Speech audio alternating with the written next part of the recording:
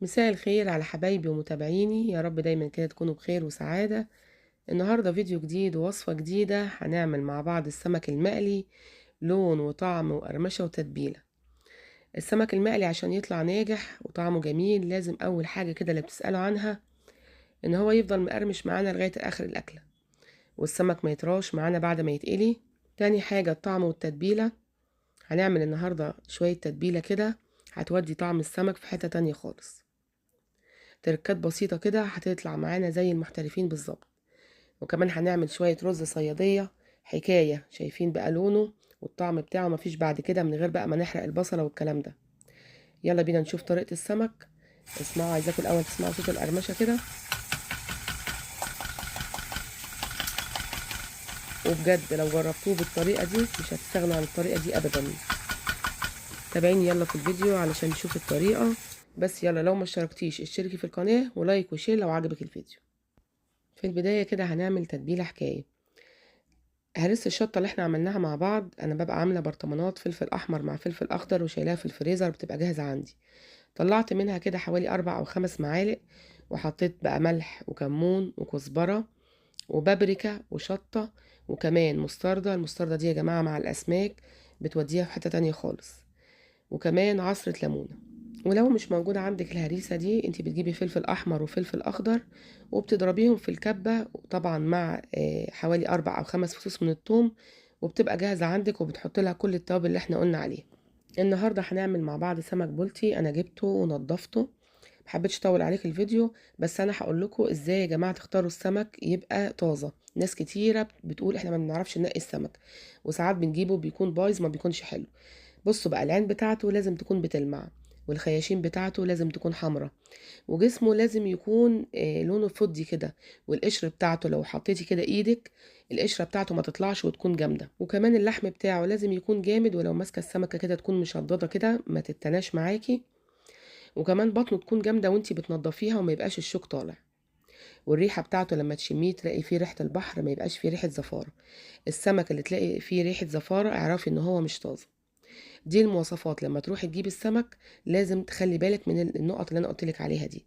هتشتري سمك زي الفل، طبعا غسلته ونضفته وبقى تمام التمام. هتبله بقى دلوقتي.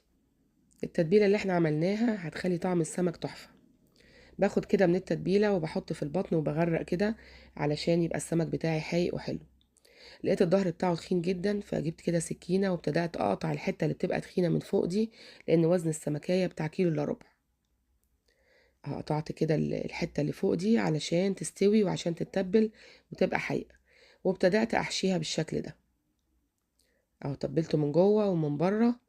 وبعد كده بقى بعد ما يتبل كويس جدا بروح مغطياه ومدخلاه التلاجة. ما تسيبهوش بره ابدا، سواء صيف او شتاء، ما تسيبهوش بره. وحاولي ان انت لما تتبلي السمك تقليه بعد ساعة واحدة بس بالظبط، يعني اقصى وقت ان انت تتبليه ساعة. ما ينفعش يا جماعة ان احنا نتبل السمك ونبيته في الفريزر متبل، ما ينفعش ابدا. هيبقى طعمه وحش، مش هيبقى فريش. دلوقتي بقى نبتدي نعمل كده الرز بتاعنا، شوية رز صيادية حكاية. انا جبت كده الطاسة وحطيت فيها معلقة واحدة من الزيت، وحطيت بصلاية زي ما انتوا شايفين كده، وابتدأت ان انا احمرها وادبلها شوية. اول ما لونها بدأ يتغير نزلت كده بفصين 3 من الثوم. هبتدي برضو اشوحهم. واول ما الريحه بتاعتهم بتبتدي ان هي تطلع، بصوا انا ما غمقتش البصله خالص زي ما انتوا شايفين اهي. البصله مش غامقه ولا محروقه ولا الكلام ده. حطيت عليها فصين الثوم وقلبتهم كده مع بعض شويه. ودلوقتي هحط جزرايه كده مبشوره، جزرايه متوسطه ولا كبيره ولا صغيره.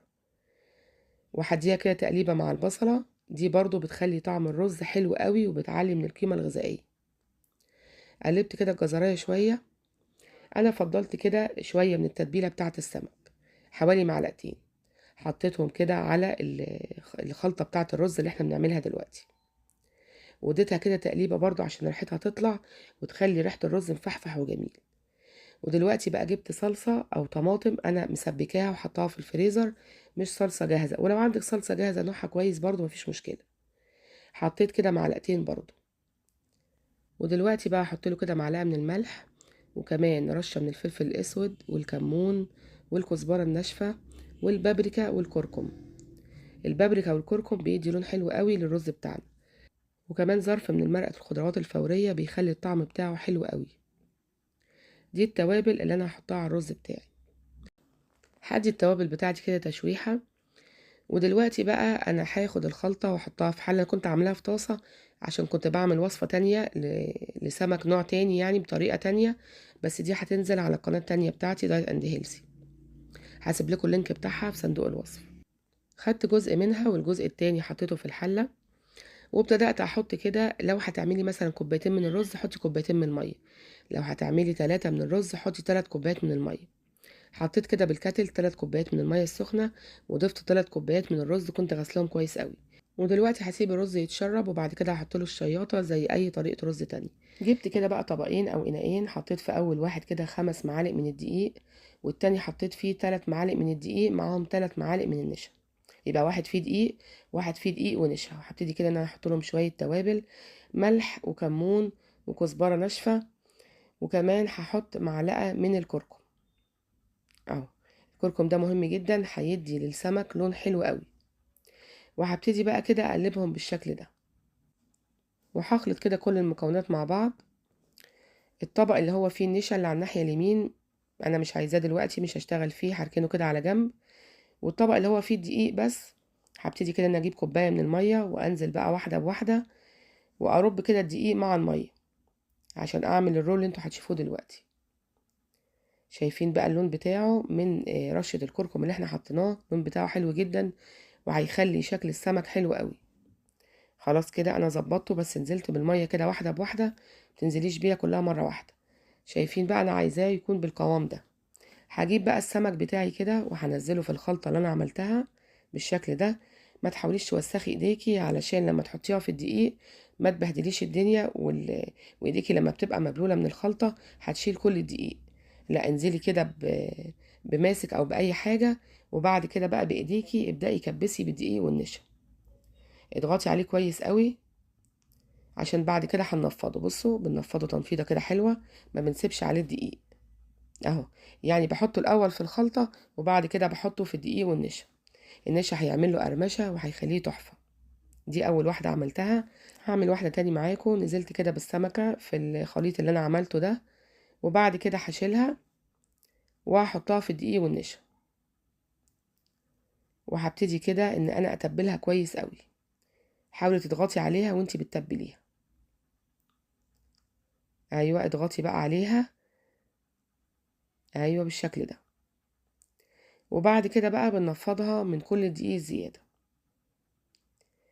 انا حاطه دلوقتي زيت على النار علشان يسخن كويس جدا. بصوا بحط عليها دقيق كويس جدا، وبعد كده بقى بنفضها. لو في اي تكتلات من الدقيق مفيش اي مشكله. انا كل شويه كده بنخل الدقيق بمصفى كده صغيره عشان التكتلات اللي فيه. حلو قوي كده. هروح بقى على النار. الزيت بتاعي سخن.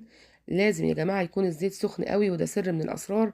ما ينفعش تحطي في زيت يكون بارد شويه، لازم الزيت يكون سخن جدا. وما تقلبيش السمك كل شويه، هي تقلبتين اتنين بس مش اكتر من كده، مره على الناحيه دي ومره على الناحيه دي. وما توطيش على السمك، لازم السمك يتقلي على نار عاليه. بعد ما بياخد لون من الناحيتين ممكن تهديله النار بسيط قوي. لو هديتيله النار من الاول هيتهري معاكي ومش هيبقى مقرمش. شايفين بقى السمكية انا بشيلها.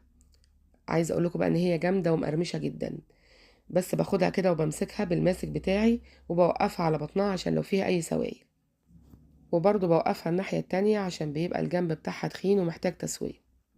خلاص كده السمك بتاعي استوى، طلعته كده على صفايه. بصوا بقى القرمشه.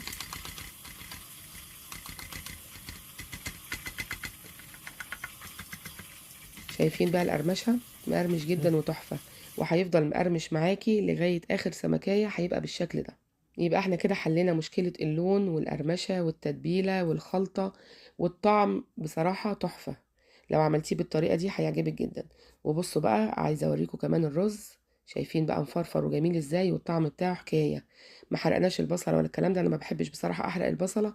انا بس بدبلها كده وبحمرها بسيط. شايفين بقى شكل الرز بتاعنا تحفه. نقدم كده بقى مع بعض.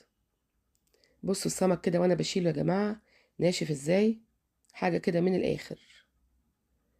وكمان الرز بتاعنا حكايه.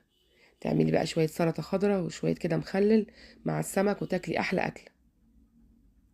هوريكم كمان ازاي مستوي جدا زي ما انتوا شايفين كده، اللحم بتاعه ابيض وجميل.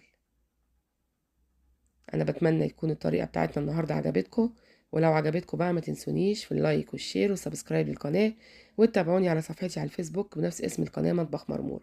يلا باي.